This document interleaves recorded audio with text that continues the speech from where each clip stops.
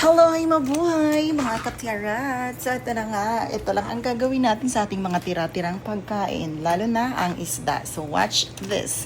So maglagay lang ng tubig na naaayon sa dami. So maglagay din ng onion at nilagyan ko din siya ng garlic, nilagyan ko ng kamatis, sili, paminta, asin at pang seasoning. So nasa sa inyo na yan kung gusto niyo, kung anong gusto niyo seasoning.